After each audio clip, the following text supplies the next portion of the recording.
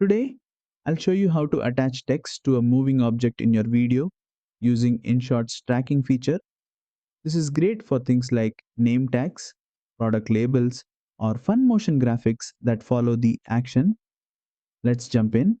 Start by loading your video into InShot and tapping on the text option. Type in your text. This can be anything like a name or label, and once you're done, tap the check mark.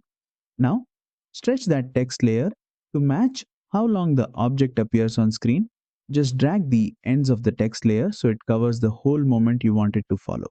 Next, tap on the text layer again and scroll the toolbar until you find tracking. Once you enter tracking mode, choose the pick target object. You'll see a little pointer icon. Tap on it and drag the pointer onto the object you want to track. Now, hit start tracking and let InShot do its thing. It'll analyze the motion and automatically make the text follow the object throughout the clip. And that's it. You've just made your text move with your video like a pro. If you found this helpful, give it a thumbs up and don't forget to subscribe for more quick InShot tutorials.